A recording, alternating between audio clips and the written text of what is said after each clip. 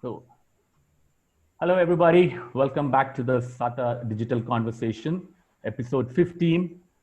It's been a really wonderful journey through this time, interacting with the finest, minds and personalities across South Asia's hospitality and tourism sector.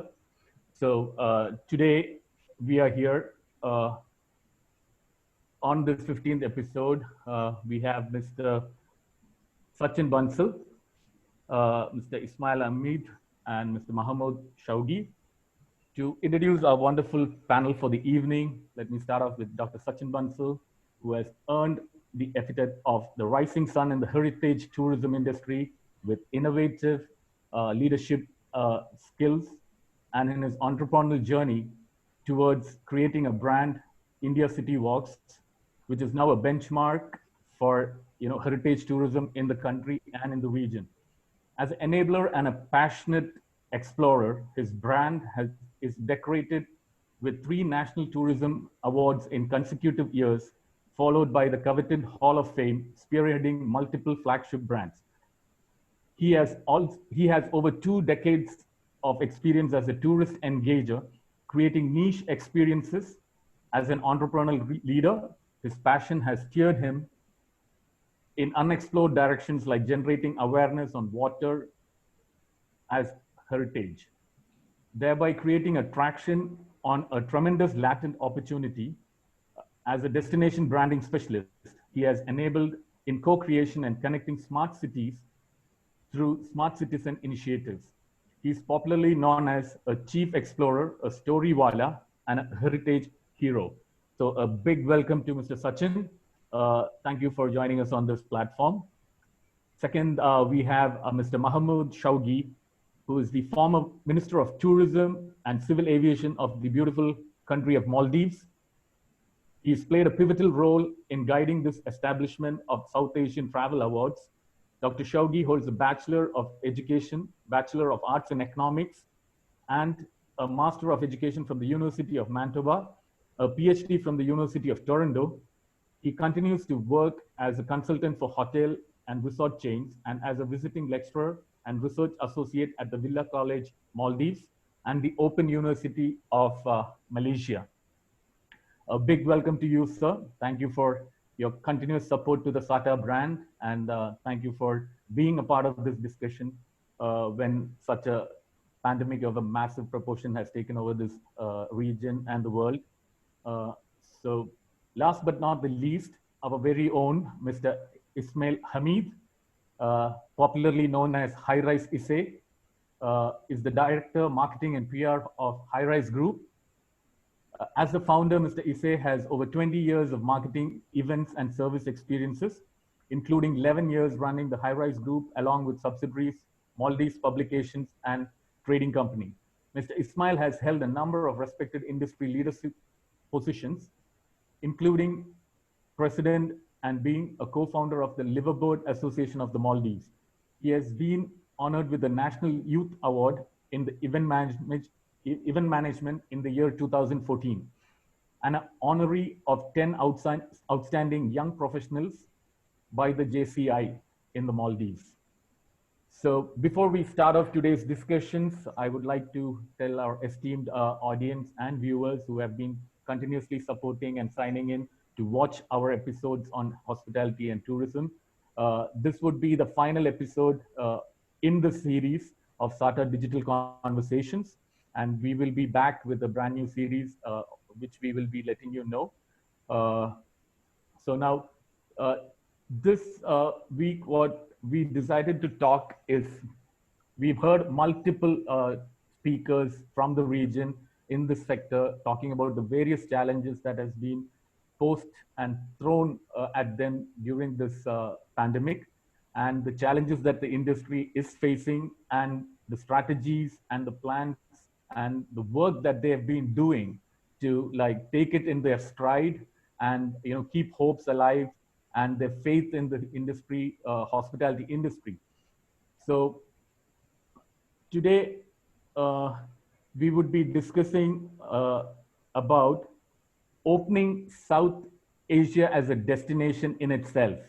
We like we at SATA always believe that South Asia as a region has everything to offer the world, from the highest mountain peaks to beyond the equator, the turquoise waters beyond the equator. So everything there is possibly a dream for tourism, is a product and is being offered and can be offered in this region. And now with the pandemic, we see that we are all affected equally, and it would be a great time to come together, hold hands, stand shoulder to shoulder, and create something that we have not been able to do so far, but been constantly talking over various platforms where we can come together and promote the region as one.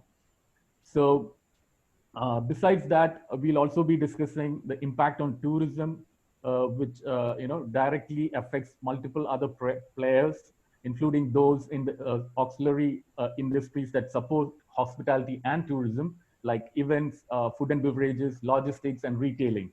And moving on towards the end, probably we will cover and look at what is the possible, solution of ensuring these businesses in the hospitality region, how we can, come out with a plan that will at least safeguard the livelihoods of the millions of professionals that employ themselves in this wonderful industry of travel and hospitality.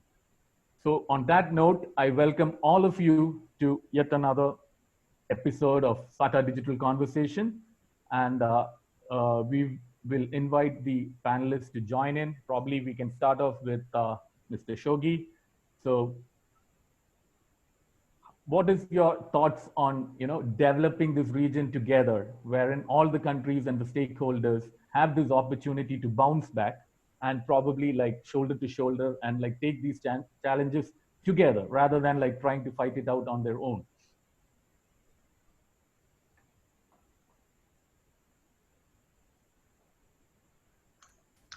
Thank you, Suraj. Can you hear me? Yes, loud and clear. Yeah, I wanted to first thank Hameed and Suraj for giving me the opportunity to join in today, and particularly congratulate both of you for the series that you have continued all over the last several months. And you have kept us in the tourism industry focused on what we can do in this time of crisis and also how to overcome. And you have forced and engaged many of us to reflect. So thank you and congratulations for all the episodes that you have undertaken. And again, a huge thank you for this opportunity to be on your final episode. I agree 100% on what you just said.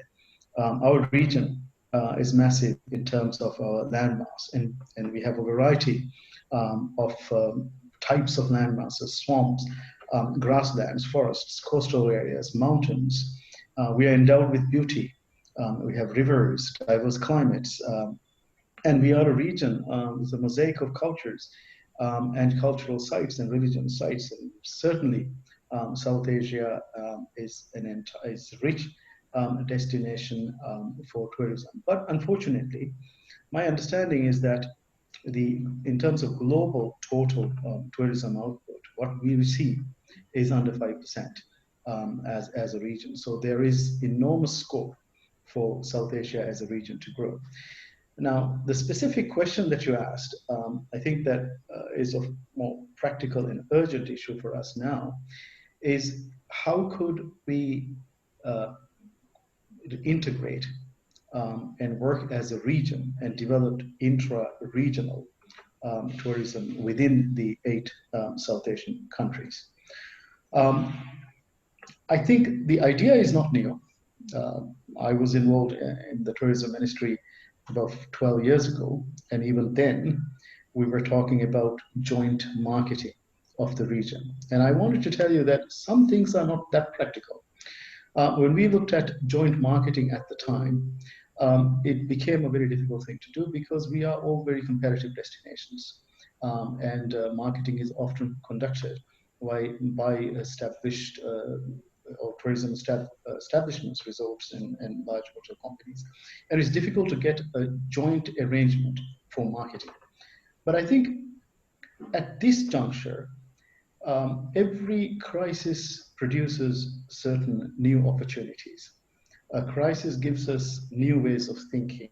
And I think that the motivation and the mindset may be ready now, not only within the tourism professionals and investors, but also within policymakers in the government, to do something as a region as a whole.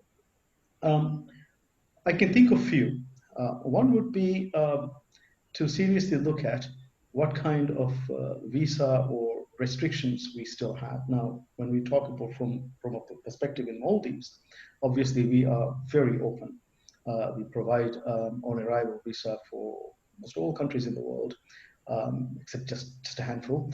The For our region, we are open country. But I know that in our region there are certain countries still that have certain restrictions in terms of arrival. So this is of course of national policy, but it will be important to consider if we could look at these visa restrictions so that we can generate more within the area.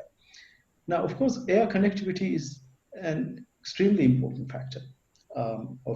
This is a difficult time to talk about it, but I just wanted to bring your attention to the fact that if you take, for example, Maldives and India, we have had 83% growth in the tourist arrivals from India from 2018 to 2019. Just in a 1 year span, India is now the second most important source market for us. And how did we achieve that? Really the reason was the low-cost flights. They started operating from Cochin and some from Bombay, and of course Trivandrum and Bangalore, such as SpiceJet and Indigo, and of course Jet Airways and Indian Airlines. They started operating into Maldives, and that air connectivity is, I think, that made the difference, of course, in addition to the promotion efforts. Now, when we talk about enhancing air connectivity, my experience in the past is that it's obviously very difficult. It's something that we can't really do to break the parity in some, in a country like Maldives for in terms of landing fees or parking charges, these kind of things. We have to keep parity within airlines, and we are dependent on international flights. But we do have several international airports, one in the north, one in the south. Particularly one in the north is an excellent destination for Indian tourists, which we already did have some international flights before the COVID crisis. So these airports that are international but regional as well, these airports does offer a lot better rates, and the rates could be adjusted without much of a problem in terms of without discouraging our international larger airlines that fly into the region in Maldives. So I think we just need to carefully look at how these kind of strategies and how we can enhance interconnectivity in terms of air connectivity between our countries. Today we are faced, and just one other point, and I have a few more that I will discuss later because I just don't want to take all your time. We have standards that we need to develop now. SAARC as a region, we already have an organization, the South Asian Regional Standards Organization. We need standards in hospitality service. We need standards now in hygiene and safety. So tourism-related standards, the SARO, it is SASO, the standards, regional standards organizations, I don't think have looked at any of the tourism-related standards. I think this could be a time that we can set standards as a region and take a lead in this, and because that would also be important as a PR for us to project as a region to the rest of the world. And we could bring in an environmental standard or an environmental body for sustainable tourism in the region as a whole. So there are certain things that we can do. And before I end, I just wanted to say one other aspect is this kind of discussions, research, think tank, and SATA is doing that. The more we talked about an idea, obviously, first we need to dream and discuss before an idea can be made into something practical. And I congratulate SATA for doing this. And I think we need to continue such dialogue on platforms such as SATA. I'll come back with some more thoughts on this later. Yeah, definitely. Sachin, you can join in because definitely you are into the culture side of things, heritage and culture. And this region is very rich and deep when it comes to its culture and heritage. And how can we possibly like use culture and heritage to link all these countries together and probably build up something like they sell Europe? You know, Europe is sold as a region and not as one single country or anything. Of course, they all are very competitive with each other, but then there is a culture that binds all these, that countries in that region together.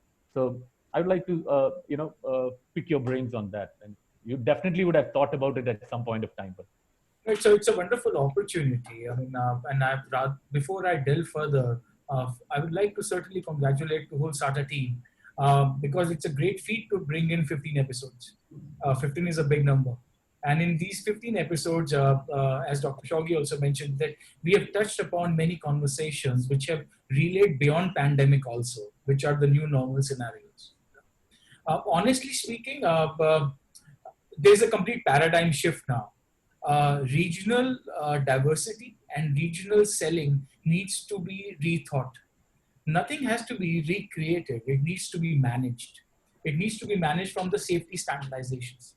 Uh, some things which are very important for heritage and culture, and also to showcase the biodiversity, flora, fauna, and other experiences, is to inspire the audience. And we all need to agree somewhere that travel cannot be virtual. People need to spend money and time together to travel. Somehow, virtually, we can understand a place, we can see a place, we can look for access, and we can prepare ourselves. But the touch, feel, and the experiential aspect will only come when people will start traveling. You know, so inspiring audience, curated content, the regional curated content, standardized content, white labeled, so the customer who is now purchasing travel should have a surety that he or she will get the safety standardization, he or she will be getting the right access at the right time, and the bespoke delivery will make a difference. um, ex- the word experience, luxury, have to be realigned. They need to be re-understood. They need to be redefined. Luxury is always into isolation. Now, this isolation takes us further. There are services which needs to be re-engineered. There will be investment interaction which needs to be done. Engagement of local population that has to come, because locals in a destination will be prime enablers to showcase and talk about cultural and heritage. Authentic information, authenticity with stringent procedures are I see are the key areas which the regions have to focus upon. And I also feel the challenges have to be mitigated by not thinking revival, but we have to think creation. you know yeah, Creation of products, creation of jobs, creation of assets, and management of open spaces have a huge opportunity in our region. The South Asian region has a big opportunity out there, and our nations are known for service. You know, and now it's time to show and create the difference. right. So this is my initial thought to your question. On that point, you say like you always been on the event side of things, and probably from the event side perspective, we can always say like Sachin or Dr. Shoughee just mentioned, like after doing all this stuff, like setting the standards and putting things in place. Uh, the way we had been doing it is we need events and conferences where people would come and get to meet each other and this. So, but right now, under the new normal, things are being given a push for the virtual side of things. You know, how much do you think virtual can replace the real? And in an industry where greetings and meeting in person and the warmth is exchanged one on one at the multitude of events and uh, exhibitions and shows that the industry conducts all around the world. Do you see any limitation, or do you see some kind of a block for using virtual thing up to a point? Probably the last mile needs to be with the human touch. Can we totally substituted with virtual and you know something online. Thank you very much, Suraj. Uh, and I really want to say that there's nothing which can replace the human touch. First of all. But again, when we are forced to do things, even though we don't like it much, these mediums, virtual mediums, have been available for years and years. But when we have no other choice than using them, we we are forced to use it. So we got very much. Skype has been there for quite a long time. We used to do calls, we used to do video call. Then came this social media, other apps, and phone applications like WhatsApp and Viber, which again integrated there. Each update comes with more features, video calls and stuff, group video calls, group conferences. But then again, a human touch, sitting on a coffee, having a meal together, closing a business deal face to face is a totally different thing. All these communications, big events like ITB Berlin and World Travel Mart, which happens every year, uh, has been happening not because they can't meet through virtually, but because of the human touch they need. Most of them get in one place to say hello, hi, and meet them in person in a great business avenue. But then again, as you said, the ultimate solution is a vaccine.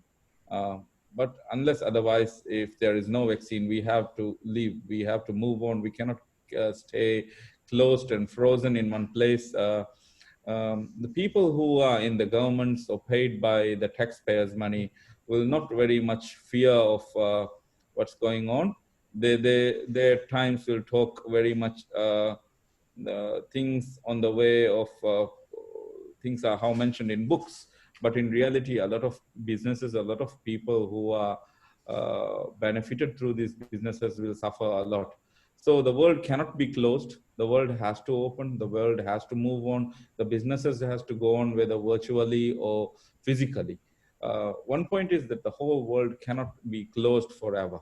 So the whole point is that uh, I don't think large gathering events can take place as of now, based on the speed of how things are moving, how the COVID is moving around in our region, South Asian region.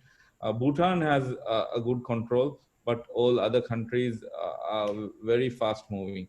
But then again, where I have been living, and as India and Sri Lanka too, I think the number of positive cases which increases in Maldives from the central Malay zone. But we are geographically an island nation with over 1,000 islands. And then, but due to the number of cases, Maldives has been listed on the red list because of the cases in Malay city. But in Southeast Asia region, I think the scenario is different. They have tourism opening up in Bali, suppose in Indonesia. So I think we can do same in India and Sri Lanka, the states which are less active on COVID can slowly open up. In Maldives, the same can be done. Regions like Addu or Upper North, which has direct flights from India already, can slowly open up so that people don't have to wait and things can start moving. I think for our region, what is most important, either it's events or tourists or either way, is that the South Asia regional tourism plays a big role with Indian tourists, and it is very important that we work together with country to country, in opening up slowly for each another. We Maldives has very much you know slowly, with the effort and support of the industry, Maldives has slowly opened up 2 weeks ago. But the number of tourist arrival to the Maldives is not as much as has been forecasted. There are things people have to build confidence in travel. In the meantime, the airlines require these tests for travel, and then people are a little reluctant to do it. And how some of the countries, I mean, Maldives does not require 14 days of quarantine on arrival, but most of the countries right now, there is a period of quarantine when they travel, even in the need. I think it's the same in India from state to state as well. So these things slowly, with the fast process of testing and results, I think will settle slowly. We also must focus again, as I said, when opening up, to open up areas, regional tourisms, instead of, if the country's certain region is increase in the number of cases, I think we can focus on opening up these regions with less cases, or without any case at all, so that the business has to move on. We cannot stay locked all the time, and then I don't think it is a very healthy decision by any nation to keep it locked all the time. And everyone is opening up slowly, because the economy has been hurt very much. The people are suffering. Borrowing always is not an option at all. Borrowing can lead to a very bad depression again, because if the things get delayed and delayed, they have to pay again. From the debts, they also have to pay the loans back again. So it is not a solution very much to go on to loans and loans. Instead, slowly starting up the business would be the only choice. Thank you, Suraj. Yeah, taking that point from what you just said. See, is it lost on governments or people in the decision-making process that the role of tourism, and is that been a general acceptance that tourism is not going to happen for the next 2 years? We are by far, like, it's a long way off, since because we can come back and do regular. Because generally the feeling is everybody's set in their mind that we are done for like 2 years. So it's somewhere that it's got into the psyche that 2 years and beyond is what we are looking for. But is that also making agencies and governments like a bit complacent in handling or looking deeply at the position of tourism across the region? Because it's not just one country alone. I think all the countries, the government is really not prioritized tourism, though these tourism in most of the countries bring a huge revenue in terms of to the nation. What is your thoughts on this? Oh, is it for me? If we are to be all of you can join in. Basically, it's just I'm not questioning any one of you. Okay. So if it has been closed for another 2 years, one fourth of the South Asian population will stay in hunger. This is my assumption. If it is going to be closed for another 2 years, because a lot of people, at least one fourth of the this population depends on direct or indirect income from the tourism sector. So if it is going to be done, then they have to find another way of an income. And then these are huge investments with huge loans from financial sector, and the financial sector will also affect because of the hotel sector being closed. So I don't think it is going to happen. Already hotels, certain countries have started domestic tourism. Maldives has started for foreigners.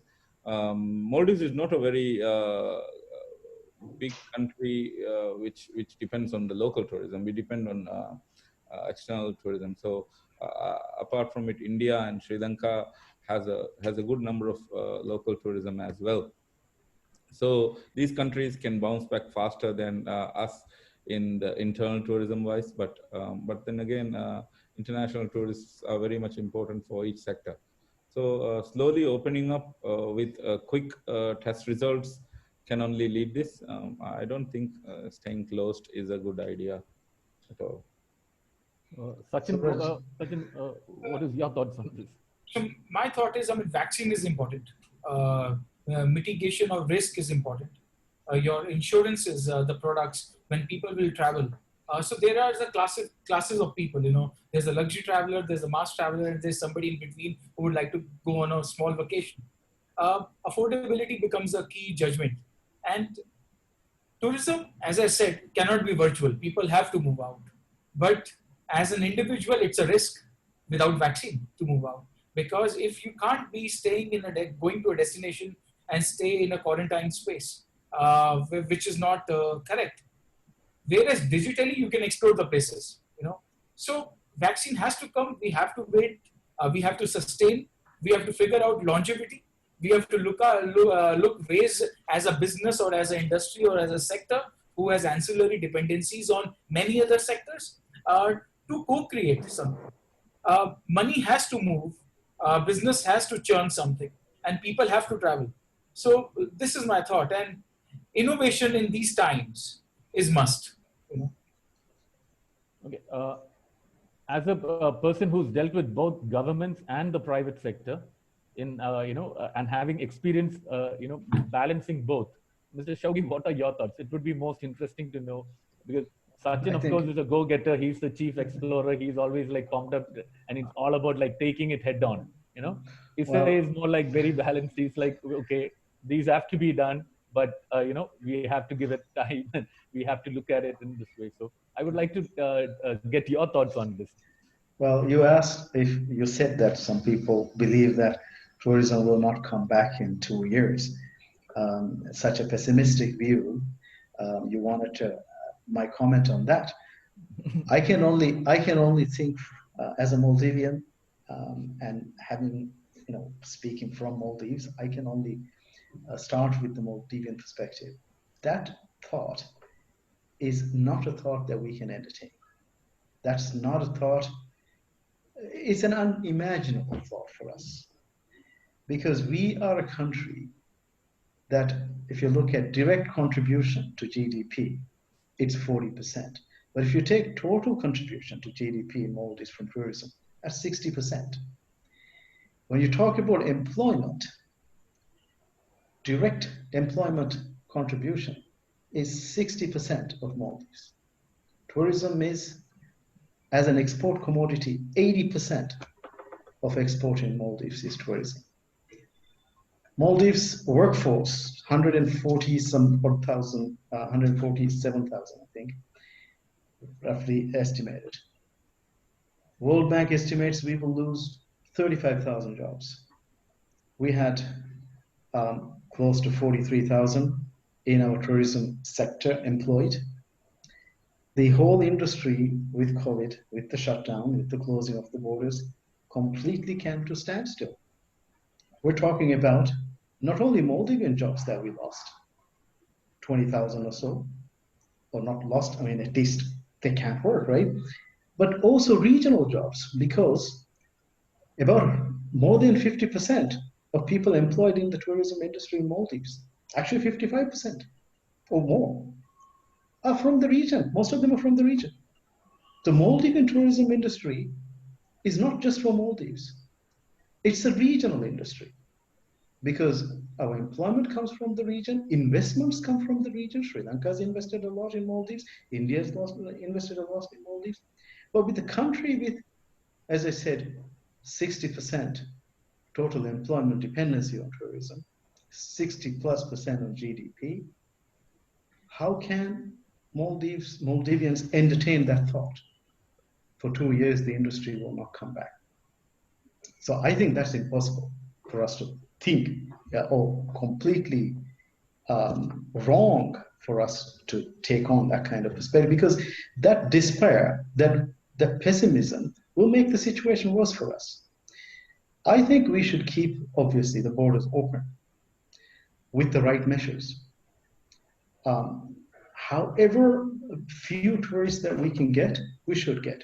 And we were discussing just before the program went live, we were discussing about PCR testing for people who need to fly back to their countries.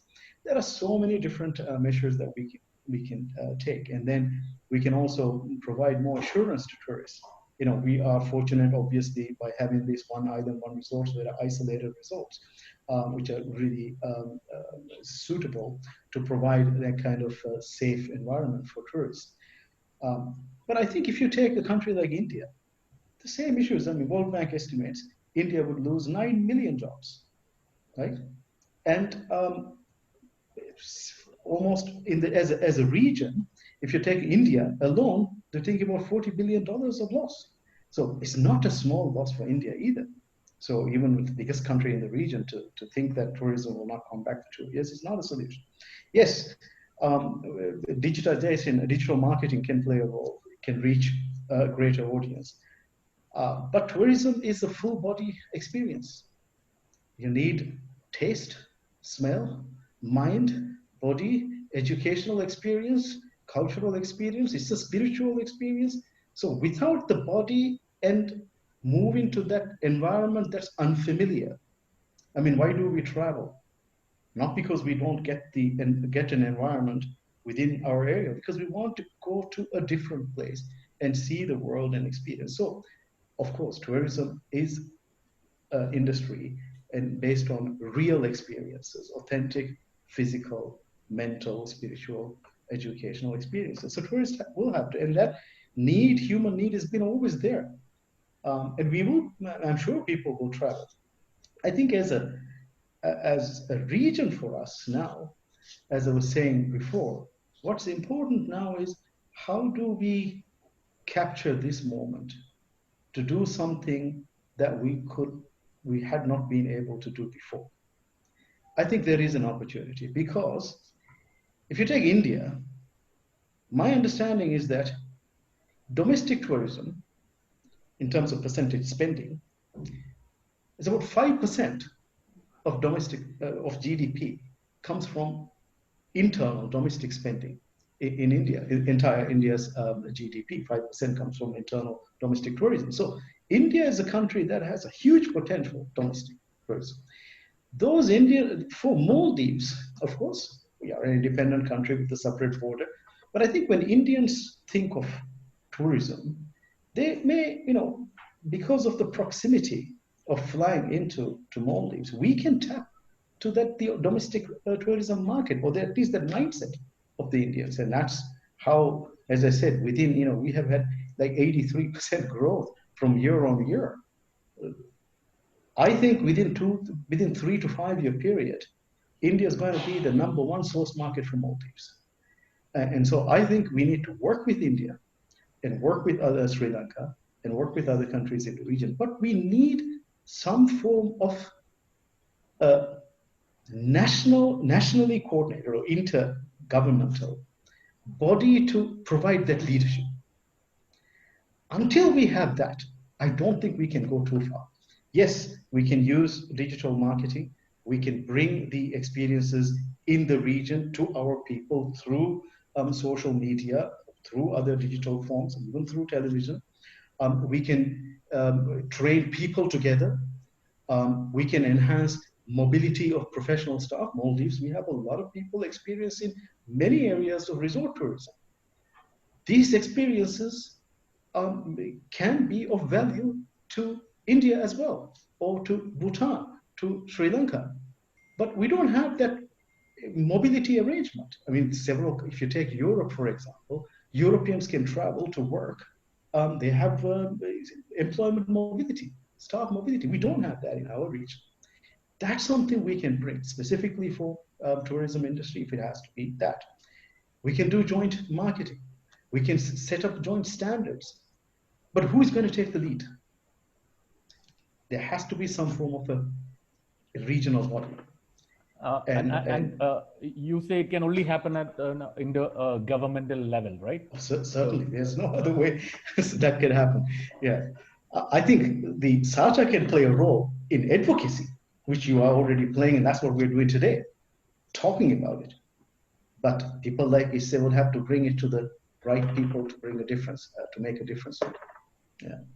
Yeah, Sachin, on that note, like even in India, like we have a lot of our associations and agencies that from the time the COVID was declared a pandemic and the country was entering lockdown, have been tirelessly and continuously working on, getting some kind of a roadmap where, we could at least not shut down the industry completely and keep things moving. But I think that has not happened the way we would have loved to.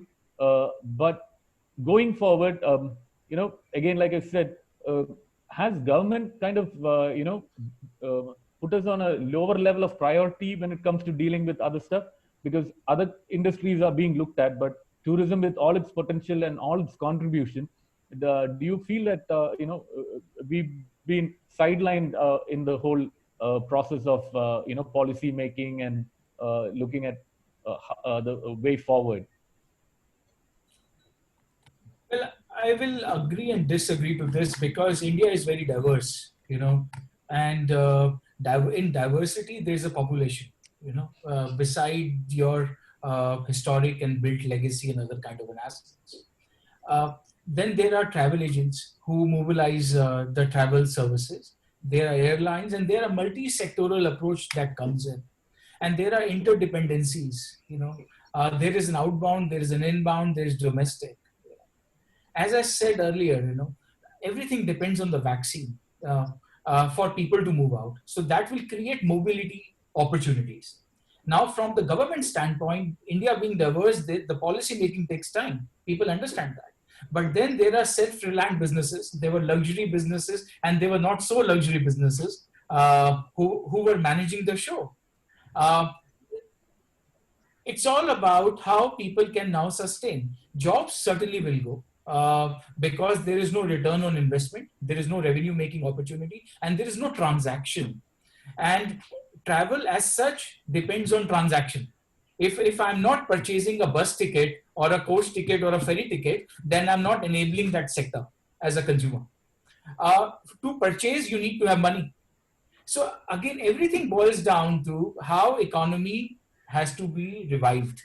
And revival of the economy is definitely in the hands of the government. As a common person, I can create opportunities. I can talk about myself and my brands and my companies, that we can create opportunities. We can offer entrepreneurial roles to people. But if people don't travel, then what will the services do? Because everything has a shelf life, and it is important now that we need to see the socio-environmental situations around travel, which we never saw before. We always were keen to transact, give a delightful experience, and have a word of mouth promotion, and customers should come back to us. But now, through gadgets, the properties are doing their show. Uh, the travel companies are doing webinars to make people understand about a destination, and government is doing their job. How soon or how fast that happens, that government knows. As a business owner, I need to make sure that am I able to sustain jobs? Am I able to create jobs? Or am I able to create opportunities through which transaction happens? So this is where we are also mulling right now. And it has hit us badly. The pandemic has also hit us. But yes, sustenance is the key. You can't just close the shop one day and say government will do everything. No, I mean, as a business, you need to be a responsible citizen also. Certainly, you need to work around a framework or a policy making scenario which government needs to introduce now at a faster pace so that we don't lose more jobs, more businesses don't get closed. But everything being on government, I don't think so, because we need to also create something. So this is where we are right now. And as Dr. Shoughee said, the domestic tourist in India is huge.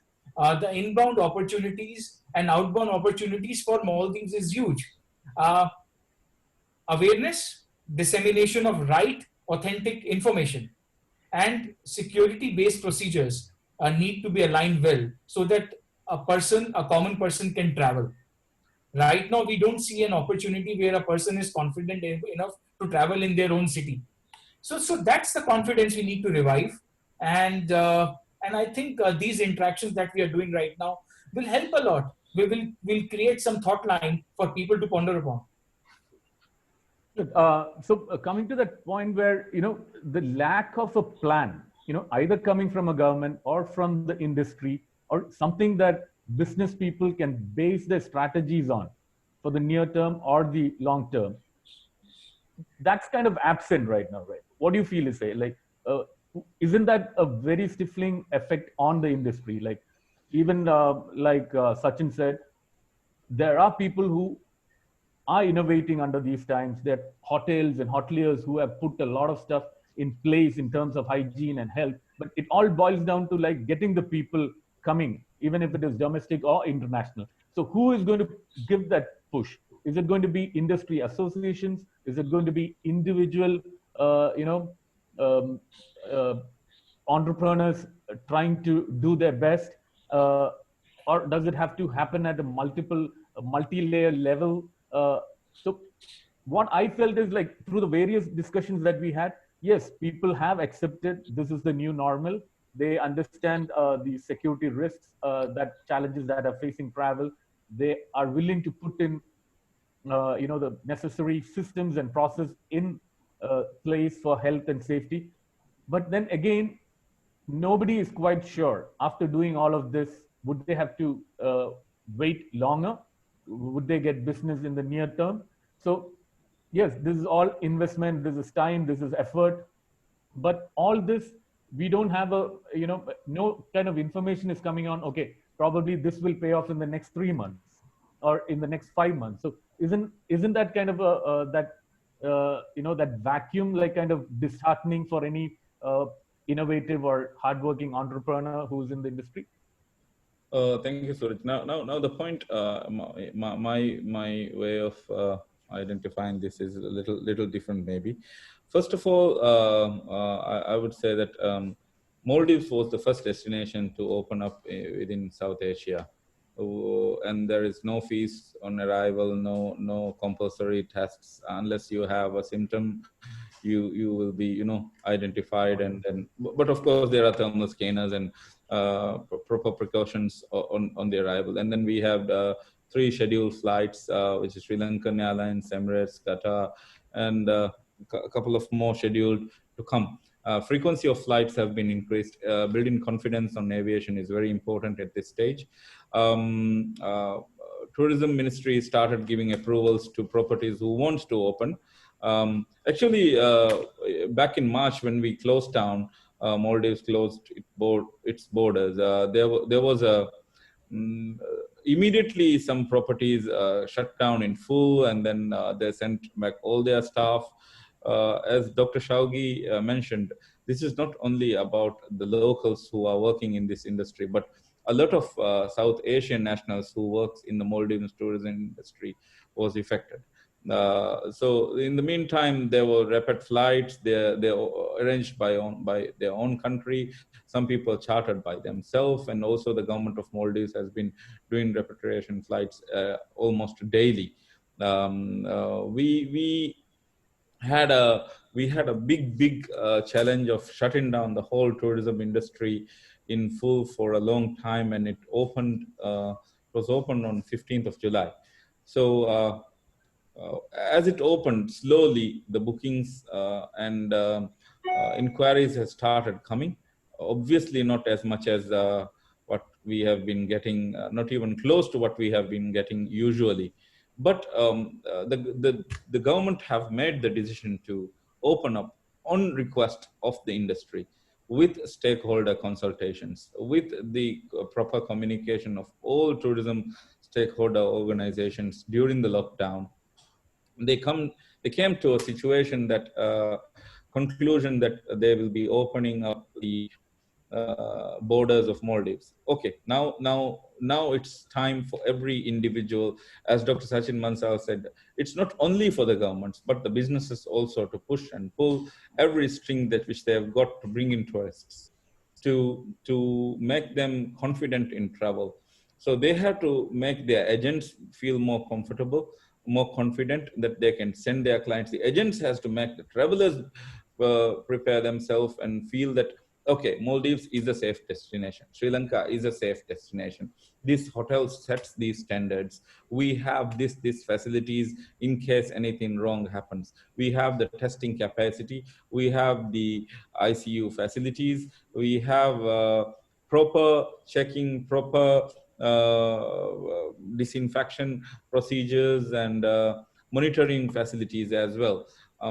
I think this is the way forward. We also have to build confident to everyone to remove these destinations from the red lists for world travelers. I think most of the South Asian destinations are on the red lists, which the Europeans have been asked to refrain from traveling.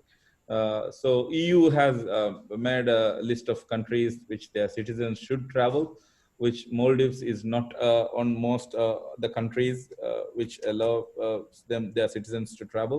So we have to talk to their embassies and consulates and ambassadors and convince them that, look, these only this part of the Maldives or this destination is affected, but the same like Bali, the whole country is not facing the issue.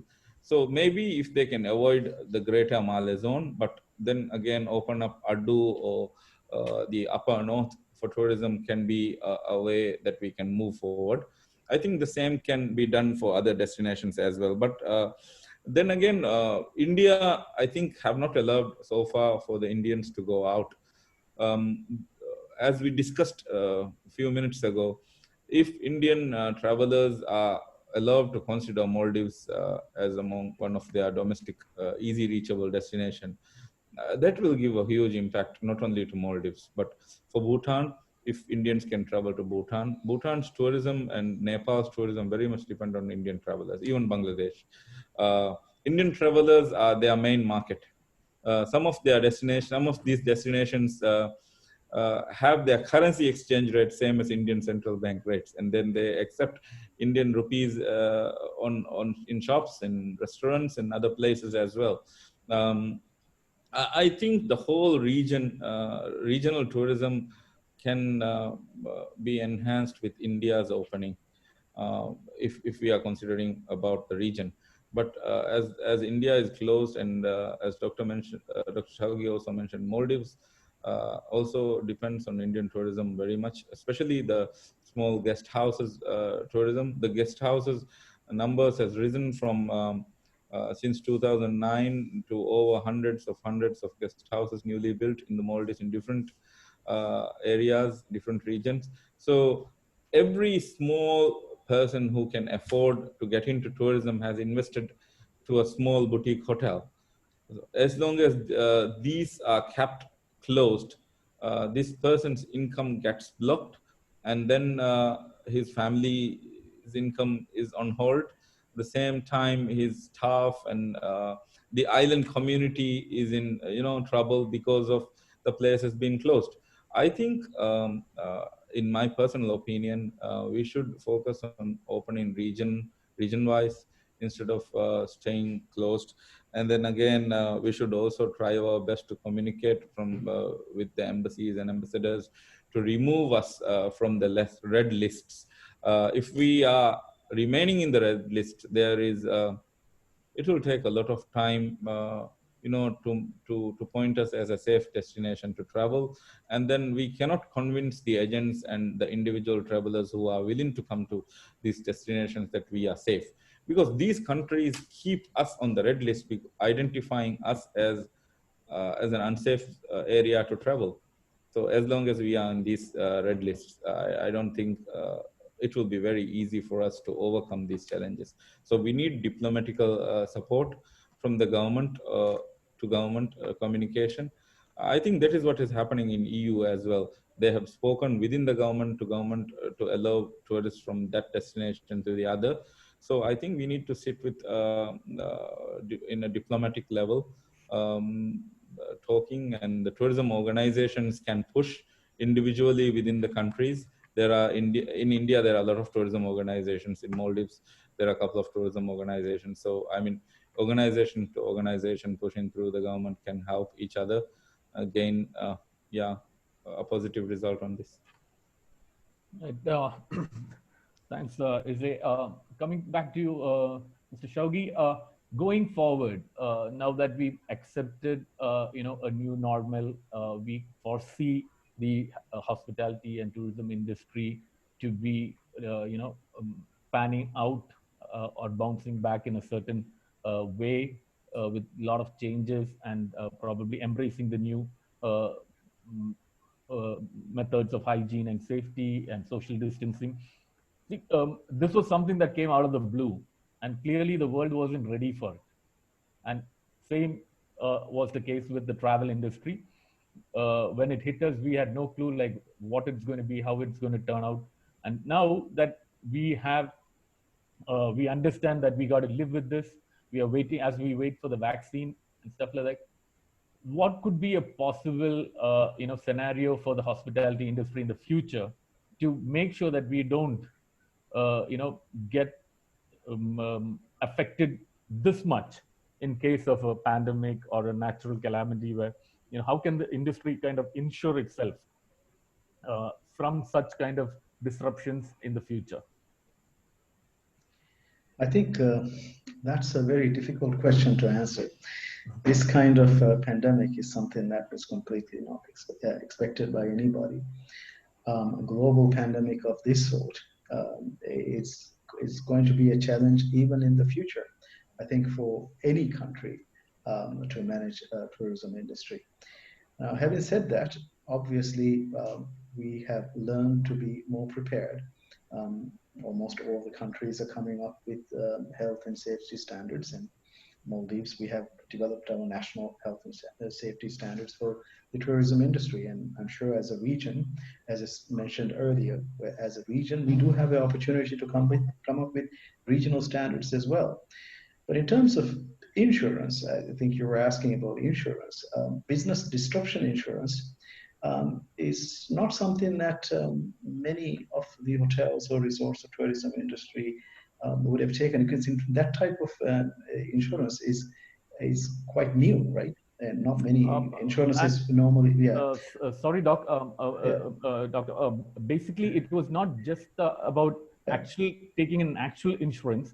So what I was trying to put there was, like, how can businesses like kind of insure themselves against such kind of potential, wherein, like, have a emergency fund, or what we've seen is organizations have just done with their money, the revenue, the profits, everything is spent out. So suddenly, like Sachin mentioned, there were some players, some rich segments that had money there. But generally, if you look at it, nobody, ever thought about such a scenario. So suddenly when it came, everybody was caught totally unawares.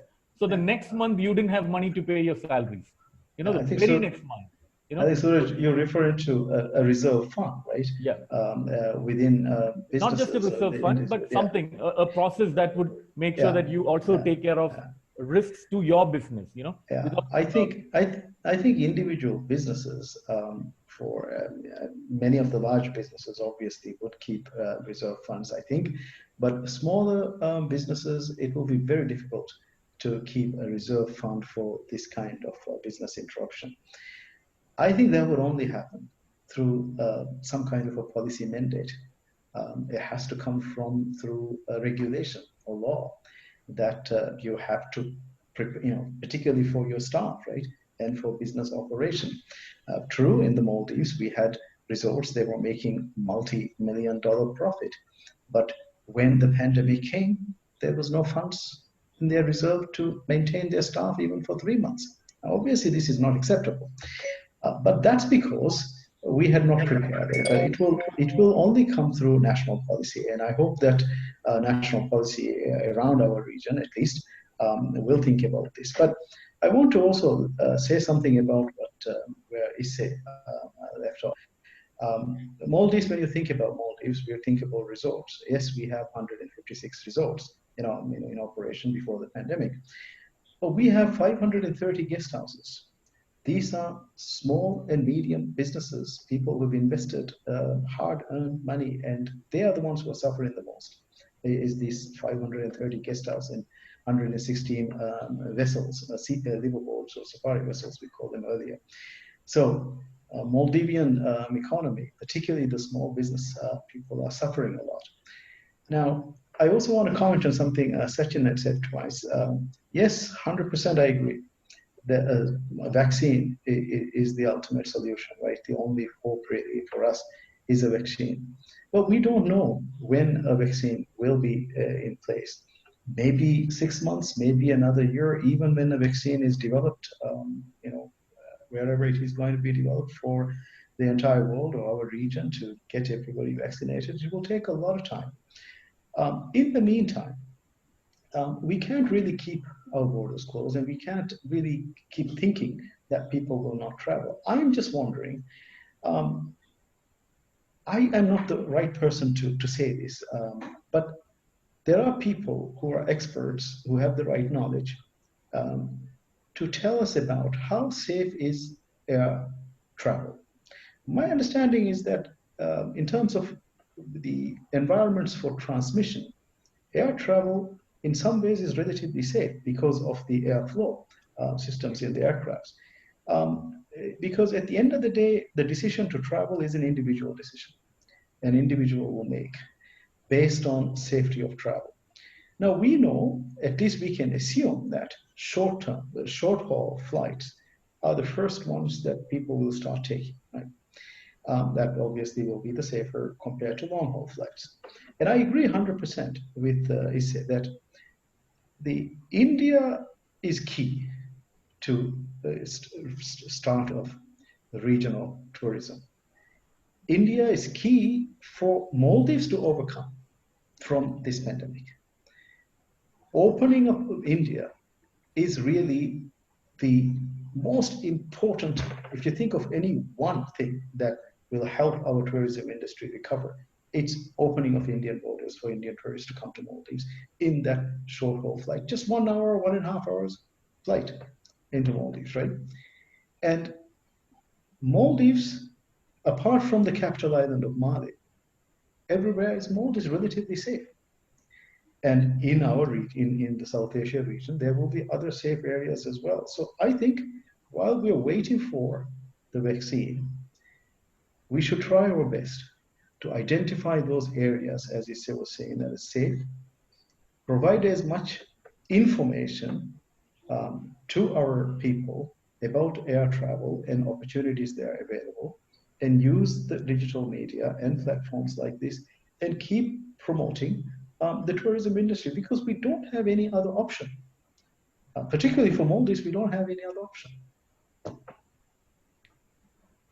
Thank you, Mr. Shoughee. I think we just have about time to throw one quick, point of discussion with Sachin probably. Sachin, as you're like a constant innovator and always, looking at newer ways to do things, and what are the kind of opportunities you see in the current, situation that we could probably pursue in the region?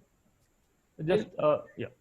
So I will give my perspective on Dr. Shoughee's thought line on opening up India.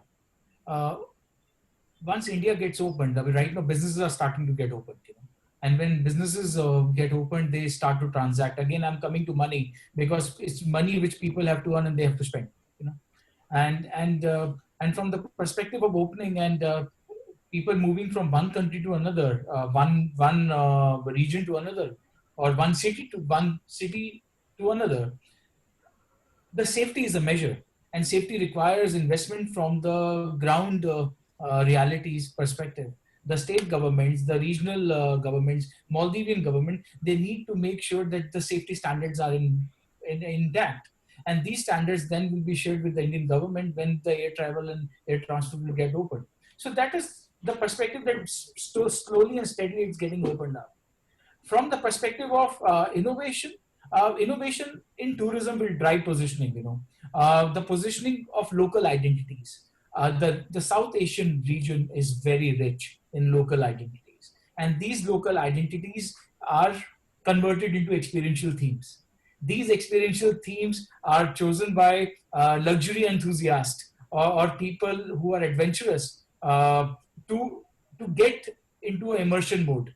So at City Explorers, where our brand is, we have created a new product, Explorer Beyond Borders. So we are just trying to mitigate the safety standpoint that people can travel from one place to another. There will be borders, there will be border-related documentation, but there will be people who are beyond borders, who would like to travel. And then this theme is what we intend to promote and voice out. But yes, the holistic approach for tourism innovation is creating employment opportunity. If more and more people come in, then more local and immersive the destination gets. And once you get the local immersion, you tend to go deeper and you tend to spend time and money both out there. So this is the thought line right now. And we don't see how revenue management will work, how monetization of attraction spaces will work, because of safety gear or safety standards, travel will become expensive. We also need to understand that there will be a 3 to 4% premium on every inspiring itinerary which one has to shell out, because you need to have safety related equipments to be kept in place. Right. Thank you, gentlemen. I think it was a very lively round of discussion and some really valid points put across, discussed. So one of the takeaways is that, it is a good time for us to look at promoting the region as a whole, for individual and association members of the hospitality and travel sector in the region can join hands and do their bit to boost confidence among potential travelers, Bansal has happily named them like travelers with beyond borders. So, Explorer beyond borders. Yeah. explorer beyond borders. So basically, that's a good thing. There are a lot of people who, given the circumstances, cannot overcome or cure the travel bug, and that in itself is a sizable market for us to explore. Try to find out if you have not come across people like that. They are out there, and probably they're also looking for, you know, a travel agent or a travel company that could help them keep their travel ambitions alive and safe during this time. So we've discussed also the role of digital, virtual solutions, that how it helps in the current scenario, and how the individual or the human approach to tourism is going to be there always, and we have to, for now we have to just find ways of how to, marry the virtual technology also along with it to just help things move forward. So all in all, it was quite interesting, gentlemen. Thank you for coming on board, spending your valuable time with us, your valuable thoughts, ideas, and we hope that this will be with us always on various initiatives of SATA for the region and for the thousands of professionals that are part of our industry and who still keeps the spirits and hopes flying high, doing their bit every day without losing hope. So once again, a big thank you for joining us on the show. Thank you. Keep safe, and hope to see you all in real time as quickly as possible. So, yeah, bye-bye. Bye-bye.